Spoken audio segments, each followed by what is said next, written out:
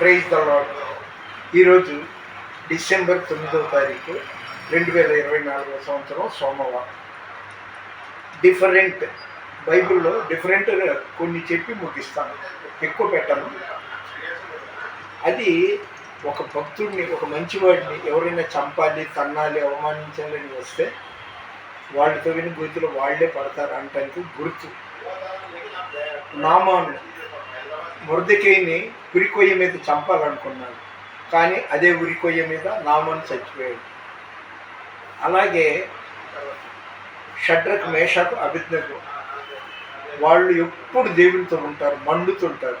అలాంటి వాళ్ళని అగ్నిగుండంలో పడేసారు.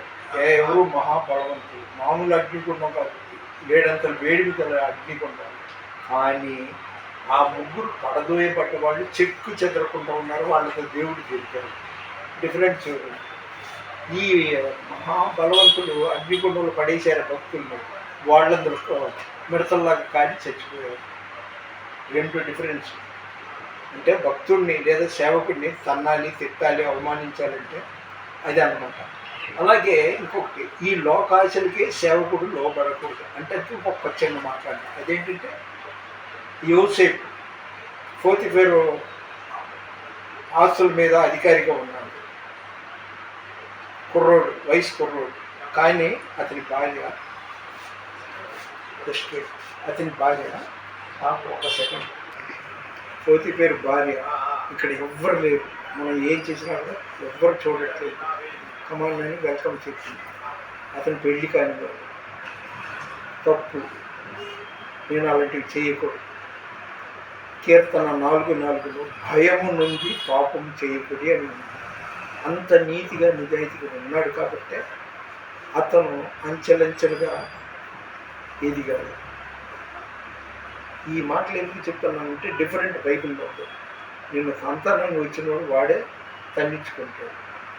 అది నామాను మొర్దెకై విషయంలో జరిగింది. అలాగే దానియేలుని సింహాల బోన్లో పడేశాడు. ఆయనకి చెక్కు చెదరకుండా గాయాలు అవ్వలేదు, చెక్కు చెదరకుండా ఉన్నాడు, సింహాలు నోరు మూసుకున్నాడు. కానీ ఆ దానియేలుని సింహాల బోన్లో పడవేసిన వాళ్ళు వాళ్ళ కుటుంబాలతో సహా పడిపోయారు. వాళ్ళు పడదోయబడ్డారు.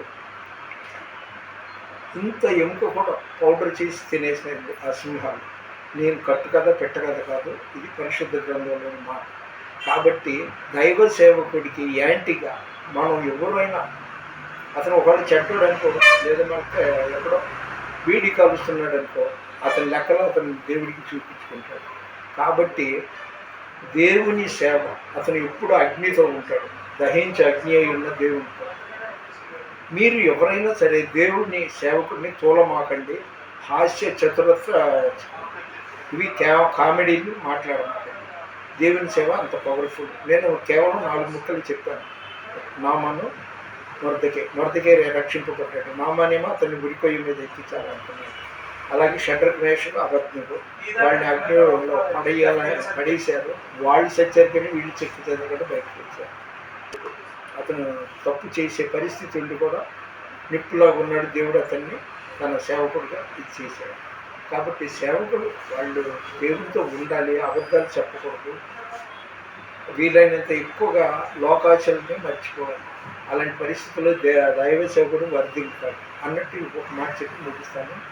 ఈరోజు డిసెంబర్ 9వ తారీఖు 2024 సంవత్సరం సోమవారం మధ్యాహ్నం 3 గంటలకు మన వీడికిట్లో దేవుడికి కొన్ని మాటలు దీవించిన గాక. దేవుని పరిచర్యలోని రత్నం ఫ్రాన్సిస్. God bless you.